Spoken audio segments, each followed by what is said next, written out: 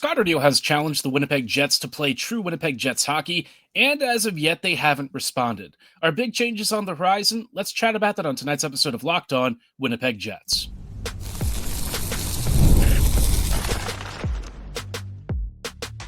You're Locked On Jets, your daily podcast on the Winnipeg Jets, part of the Locked On Podcast Network, your team every day. Hey friends, and welcome to tonight's episode of Locked On Winnipeg Jets, part of the Locked On Podcast Network, your team every day, and now the number one sports podcasting network. I'm your host, Harrison Lee, an avid Winnipeg Jets fan and an online blogger. You can follow me on Twitter at HLivingLoco and at hello_Winnipeg Jets. Thanks for making Locked On Jets your first listen of the day, every day.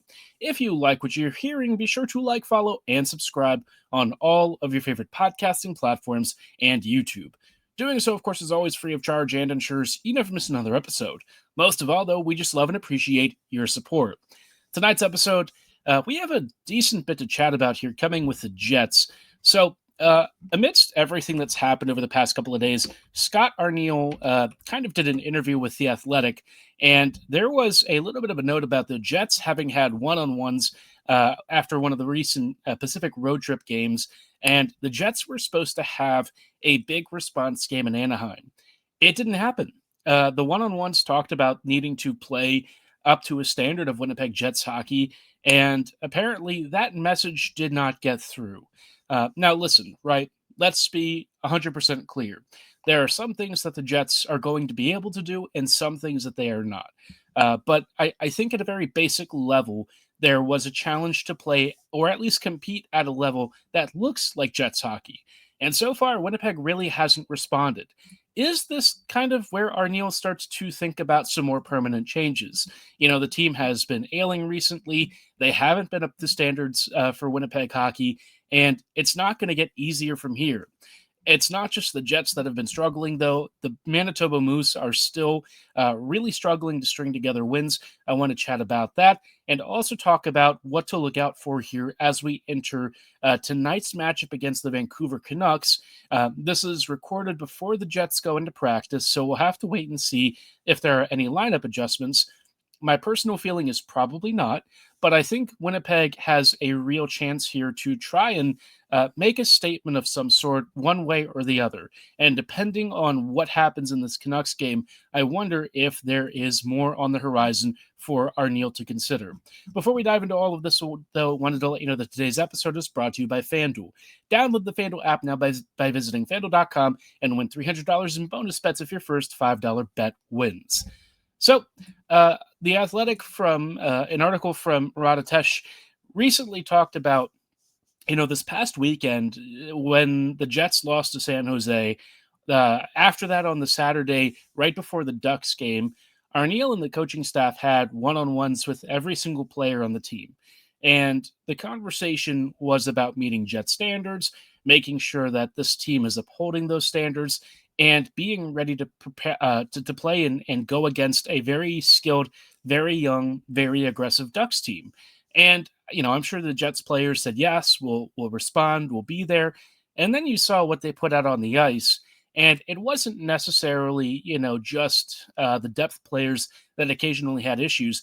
A lot of the Jets' top stars really didn't play up to an acceptable level. Mark Scheifele's outing was so bad that it looks like the kind of thing that if he doesn't make the Olympics team for Canada, it's these moments that might be called into question. And I really hate to say that, but, when you're competing and going against a lot of the top talents out there, you need to be trustworthy. You need to be a player that guys are going to look at and say, I know that in a key moment when you're in a depth role, I can trust you with those defensive minutes. And, this performance from Scheifele, and not just him, Connor struggled, Morrissey was not particularly good. All of these guys that you need to sort of be leaders by example just didn't put up a performance that they could be proud of. And I have some grace for this team because, again, they've had a lot of injuries. They have played, kind of punching above their weight in some ways is how I would describe it. But at some point, you see a lot of other teams that have gone through injured streaks, and they've still put together more competitive hockey than what we've seen out of Winnipeg the last few games. As somebody mentioned on a previous episode in the comments on YouTube, there's only so much of an excuse that injuries can have before you really just have to ask whether or not the Jets are ready and at it for this stuff. I don't know that it's necessarily a question of effort, but a lot of the simple mistakes, the turnovers, the bad passes, this is just stuff that the Jets can't really afford. This team doesn't have a margin for error. And I think it was Jeff Montgomery, last episode saying, well, we can't expect Perfetti and Lowry to be up to speed, just getting back from injury. And I 100% agree. When I looked at last game, they didn't have like the most sizable impact. But when it came to a lot of the guys who were still trying to put together the right shifts and who I thought were generally doing good stuff on the ice, those guys, I think, kind of exemplified the effort, at least, that you're looking for. It didn't pay off necessarily, and there's going to be some rust, but I'm not really looking at them as the guys that I would say really didn't get the job done. I'm looking further up the roster. And again, part of me, there's a part of me that feels like I hold back some criticism to a degree because the team has really been carried by these guys for several weeks now.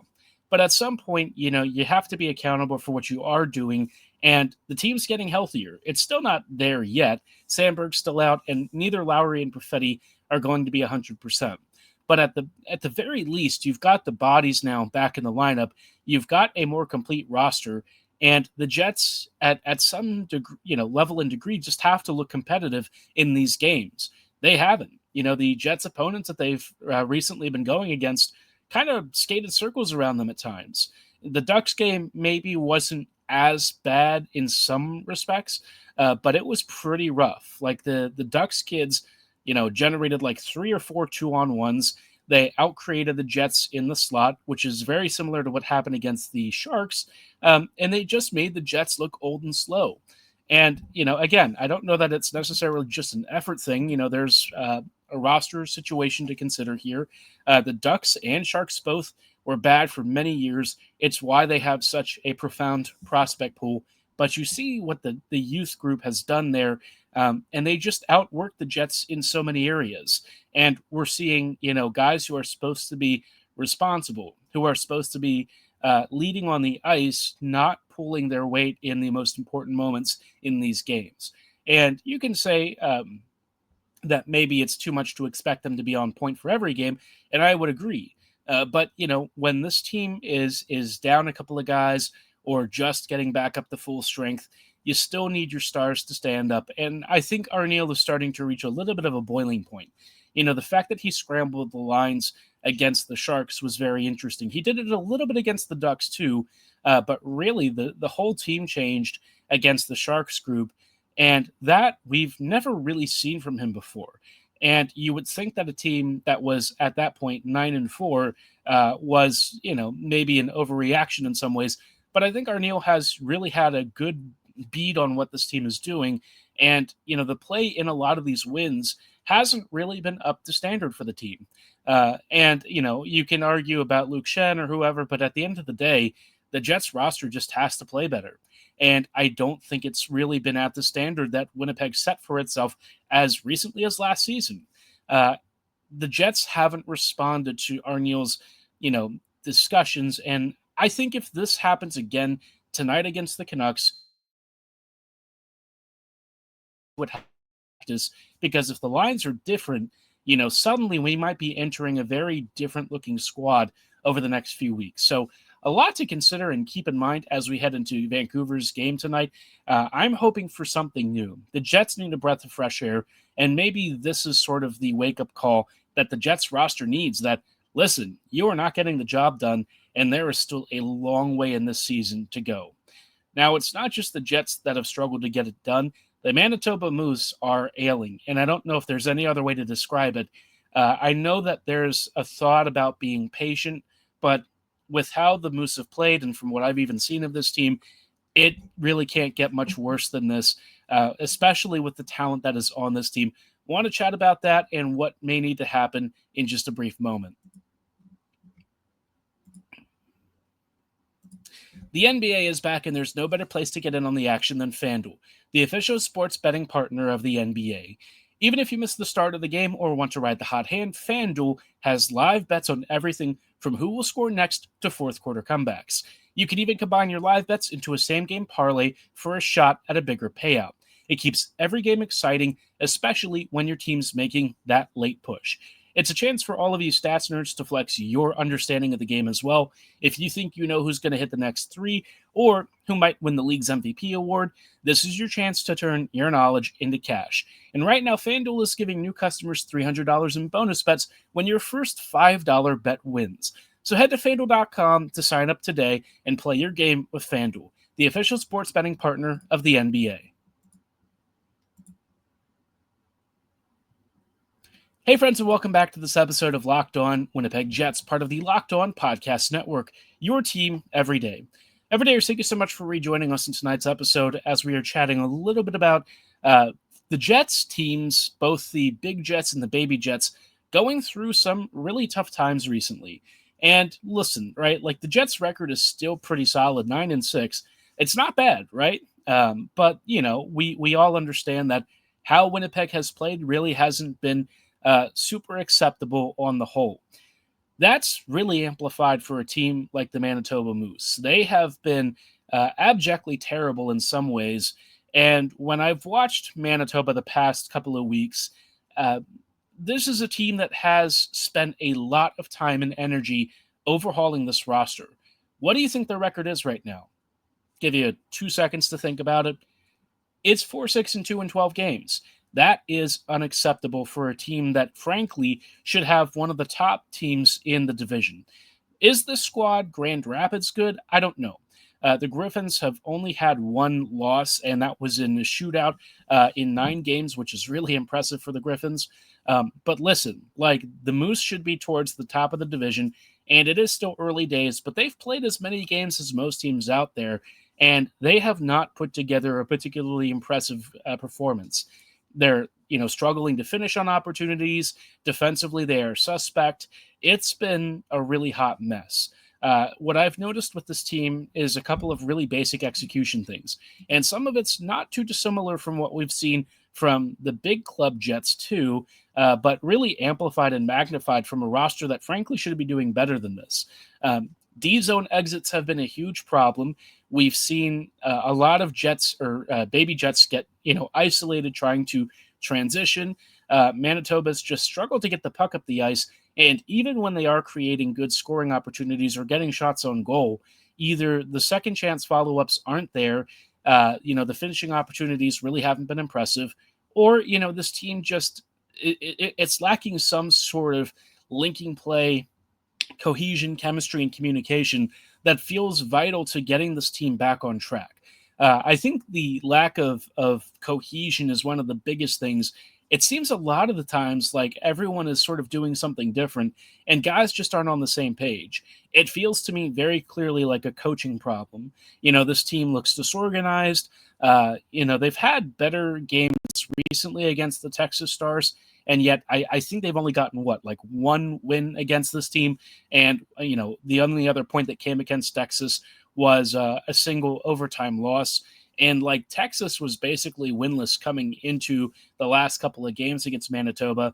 And the Moose have given them almost all of their wins on the season. That's kind of embarrassing. This team was dead last in the Central. It still is. And yet they're only 3 points behind the Moose with 2 games in hand. Yeah, that's really just not good enough. The Moose have also conceded among the top numbers for goals against in this division, not as much as, the worst team, which is Iowa. They've given up 41 in 12 games, but 37 goals against and only 24 goals for feels like a pretty stunning indictment for a team that came into the season with all of the expectations of being a top contender. And it's not just the 5v5 play that's really not looked good. The special teams have been kind of terrible too. The power play, frankly, isn't very good. The PK is mediocre. Moment to moment, there are times where the Moose look competent, but on the whole, this team just has been, a really hot mess. And I think, you've had a couple of years of Morrison here where there's really no excuse anymore. If he can't get it done with this roster, it's probably time to think about a bigger change. I don't ever take the idea of firing somebody very lightly, but I think at some point, right, this business is a what have you done for me lately? And the Jets don't really have the luxury of sitting around and allowing Manitoba to stagnate like this. It has hurt their prospect pool. It has held them back from maybe some of these bigger trade negotiations, and that impacts the top level of the club. I talked about this being a really serious issue when it comes to Jets prospects at the trade deadline. If they're not performing for the moves, they're not going to have a lot of trade value. And it puts the Jets in a really tight bind where they now have to figure out how to sell other teams on the fact that, the Jets prospects are actually very good. They're just being put in a situation where they're lacking success. Well, now they should be in the environment that leads to success, and we still haven't seen it. Again, 12 games is a small sample size in the grand scheme of things, but we have multiple years of this being a pattern with how this Moose team has played, and it doesn't really look any different than it did last year when they were bereft of talent. They're still disorganized. They still concede a boatload of chances. They still struggle to score. At some point, you're just going to have to call a spade and make a move. And I don't know that Manitoba can really afford to wait much longer. It's still early enough into the season where, you have a chance to salvage the situation. 4-6-2 is very turnaroundable, if you want to describe it that way. You can reverse course here and put together a more productive season, but you're going to have to do it sooner rather than later. If you let this Moose team fall into bad habits and continue to sit towards the bottom of the Central where, a playoff opportunity starts to become a little scarcer, it's not going to end well. And I think the biggest thing for the Jets is making sure that their kids are learning the right habits, that they're being developed the right way. Colby Barlow only has like one goal so far this season. Salamonson and Heinola have both really struggled to maintain their usual top-level standards. We've seen only a couple of guys really thrive, and those are players like David Gustafsson and Jaeger. And Gus is, at this point, an NHL veteran. He's had several years at the pro levels above the AHL, and we know that he's not really a prospect. And so a lot of the young kids, they've kind of been thrown to the wolves a bit. And you see what happened with Lambert last year, and you're starting to understand why, a talented kid like him, again, stagnated. And I just think the Moose, it's at a point where, there's really not many other options. Manitoba is going to have to do something for the good of the team and the good of their development pool. I don't like saying it, and it really, is unfortunate because this does mean that there should be some coaching changes, but, the whole staff probably needs to be swapped out. I don't think that they have demonstrated enough to where you really believe in them and their vision for what this team can do going forward. I still have yet to see that any of them have demonstrated at a basic level, pro caliber hockey acumen. It hasn't been reflected in this team. This is one of the deepest rosters the Moose have ever had, and it's still not getting the job done. So if this continues over the next few games, I do wonder if we start to see True North and the Jetsword take a harder look at who is handling the reins of this team. They invested too much time, too many resources, and too much money into overhauling the squad just to see it continue to struggle like it did last year and the year before. It's unfortunate, but too much is on the line here for the Jets. And when Winnipeg right now is desperately needing help from within because external help may not be on the way for a bit, to see none of the prospects really able to make a sizable dent honestly just feels dispiriting. This is the group that you're going to have to rely upon to give you some internal depth and support until the Jets can bring in somebody else. But that also goes both ways, right? If they're not succeeding at the lower levels, the Jets can't get that help externally, with a prospect pool that doesn't impress people. So a lot of work to do. It feels like, this is the start of the season with a lot of adversity, and sometimes out of that adversity can come some great things. I still have a lot of faith in Manitoba to turn things around, but they've got to make some changes sooner rather than later before what happens now creates a hole that they can't dig out of. The nice thing is they've still got 60 games left. It is still early enough to where if you make a change, you have time to adjust and get this team back into tip-top shape. I still think that they can make the playoffs and have a good, productive postseason run. But again, it all starts here, and it starts with a change as soon as possible. Curious to know if you've watched the Moose and what you've gathered from the team. Let me know your thoughts on making a potential swap in the coaching situation and whether you think that what we've seen so far is reflective of what this team is capable of doing, or if you also agree with me that things just aren't at the level that they need to be.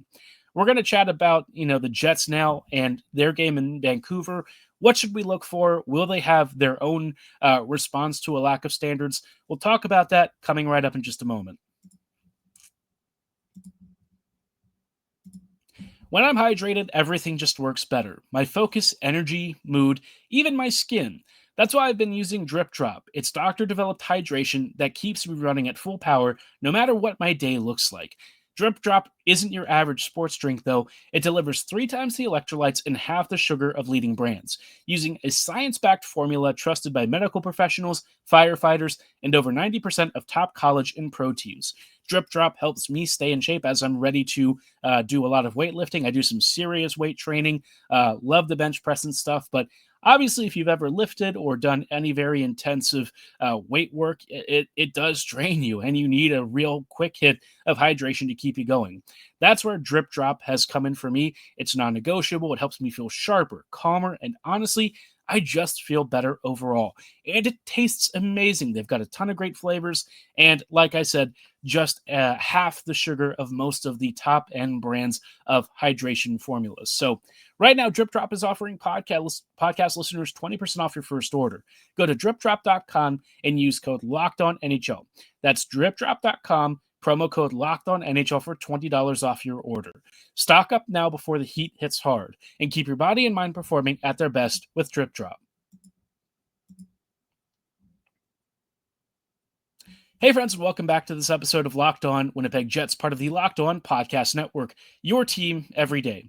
Everydayers, thank you so much for rejoining us in tonight's episode as we're chatting a little bit about, the Jets coming into Vancouver, needing some sort of a response. They were supposed to have it against Anaheim, didn't happen. We all kind of left that game probably a little pissed off, and it wasn't just us. The coach was pretty furious, I would think, and, Manitoba and the Jets, they both have to have responses, but now it's on the big club also needing to set the example here and lead the way.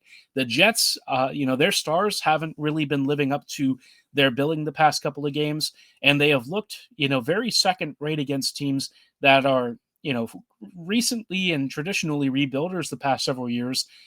Those teams schooled them. These are the young kids leading the way for these teams, and the NHL is moving into this new era where we've seen a lot of kids take the mantle and run with it. And if this is the new way of where the league is going, the Jets themselves are going to have to adjust. And looking at this Vancouver team, if the Winnipeg Jets can't beat the squad, I just don't know what to say about it, right? And again, all with the notion baked in that some guys are still not 100%. There may be a flu going around, but I just don't know what else this team is needing to get the shakeup and message it needs, that at some level they have got to respond and find a way to fight through. A lot of teams have gone through really tough situations before. The Jets have survived worse than this, and I don't know. It feels different this time. Arniel kind of blowing up so early in the season to me tells me that he sort of sees the same stuff, the bad habits, the dumb turnovers, the boneheaded mistakes. This is not characteristic of what the standard of this team has been. So Vancouver, as of right now, their last game, they lined up with Kane, Pettersson, and Garland on the first line, Besser, Reichel, and Sherwood on the second, O'Connor, Ratti, and DeBrusk on the third, and then Baines, Sasson, and Carlson on the fourth. You look at this team, and offensively, kind of like the Jets, they are all over the place, right? Pettersson is starting to find his way again. Garland remains a real top six pest. Besser has been very dangerous, and so has Sherwood. They've both been, pretty top-end finishers. Reichel, I don't know about him as a 2C, kind of in that tier of player where, for me, he's like a very budget of Vlad Nemesnikov. But, in the present situation where they don't have a lot to work with, good luck to him, right? Yeah, Reichel is probably about as okay an option as you're going to get. Where the Jets have a sizable advantage is definitely, or at least on paper, is supposed to be the bottom six. DeBrusk is probably pretty good compared to what we're working with in terms of offensive depth. But overall, right, Like, you look at this lineup, and the Jets should, on paper, have a lineup matchup advantage. But again, we know that hasn't always been the case, and some guys are really going to have to step up and elevate their games for that to be true. On defense, Hughes and Hronek take the first pairing. The other Pettersson, this one is Marcus, and Myers are on the second. And then they have like three Petterssons, if you can believe it. There's another Elias Pettersson. This one, I don't believe he's related. You've got him and Willander on the third pairing.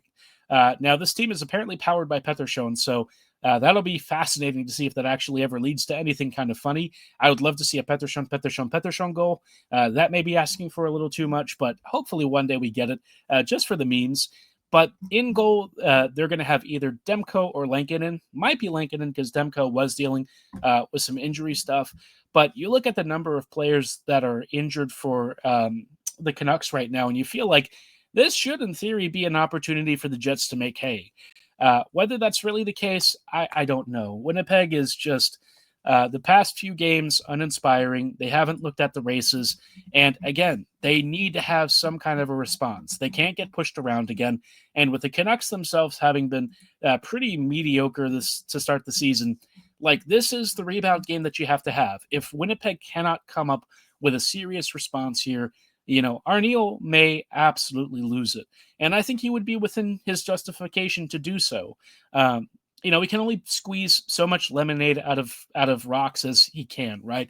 At some point, the players are going to have to respond to him, and his challenge is out there. They've heard it. They've sat, with him one-on-one. Now it's time for them to go out and execute. You can talk about the roster. You can talk about, the injury situations. But at some point, your best guys are going to have to show that they are your best guys. They've done it a lot this season, but there were always caveats to it. Now they're going to have to wake up and really get the nose to the grindstone and get this team back to winning hockey. It's still very early in the season, but you do not want to slip and fall out of a good playoff spot heading into the American Thanksgiving run. If at the end of this month the Jets don't have a top 3 Central seed, that is going to put them in a tight spot, especially once the Olympics hit. And, the Jets aren't going to have, some of their guys resting because, some of their top stars may be playing for the biggest national teams. And when everyone comes back, what is that Jets team going to be like? Very interesting questions for Winnipeg going forward. A lot of work to do. Thank goodness it is still early in the season and they still have time to respond. It is time to turn on the Jets and get ready for, the stretch run of the season. Curious to know if you're excited about this game. Give me your score predictions below. I'm not going to predict anything. I have no idea what this Jets team is going to do. I'm hopeful for a win. I am expecting nothing right now. We will see you back here tomorrow with a recap of Winnipeg versus Vancouver. Lord, I hope it is a win, because watching another really piss-poor performance at 1 a.m. in the morning is not on my bingo card. So we'll hope for a big win. We'll see you tomorrow. Have a great night. And as always, go Jets go.